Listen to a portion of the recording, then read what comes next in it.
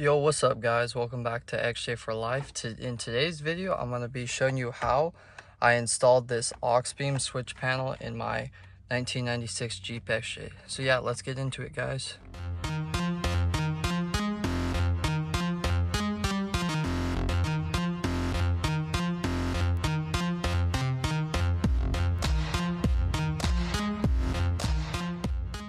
Starting off in the engine bay here, we have our power distributor. So if we open this up, it's got all of our spots for accessories, fuses behind there, the spots where you connect different this one, the red one right here, is your to tap into accessory, and then the black one right here is for your switch panel on the inside.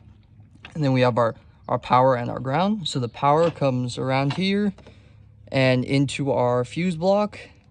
This is to prevent blowing your electrical system, frying your electrical system. Then it continues on to the battery, and then we have our ground wire, goes down there and goes to the battery, and then our accessory wire comes over here into the fuse block, and it taps into a fuse that only is on with the accessory. Then I have the box here zip tied to the wiring harness, nice and secure there. It clears the hood, everything like that.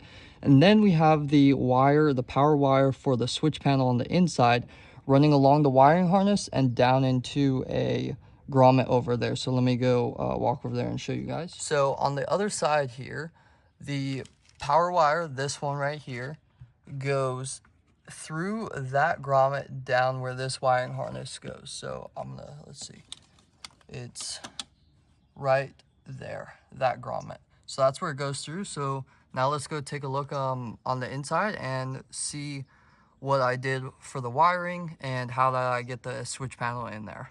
So on the inside of the Jeep here, if we look up, there's this grommet right here, and that's where I ran the power wire for the switch panel through. So it comes in here, I have all the excess zip tied up there, then it comes around, runs around the center console here and into the switch panel, which is mounted inside this little tray here. So if we look, there's the switch panel, nice and all flush in there, nice and mounted. So yeah, let's start up the car and see how this works. Okay guys, so to start, we put the key in the ignition, turn it on to the ignition accessory position, wait till the buzzer goes away. You can see the blue lights have come on the switch panel, and then you can just click your buttons to turn them on, click them off again to turn them off, and yeah, it's that simple, nice and clean. And yeah, so overall, it was a fairly easy installation. The hardest part was just getting all the wires run, but overall wasn't too bad. I would highly recommend this. That way you're not running wires and switches inside your Jeep, through everywhere. You're not going to have a mess of wires. It makes it very clean. So yeah, thank you guys for watching this video. Please like and subscribe. It really helps. And yeah, I'll see you guys next time.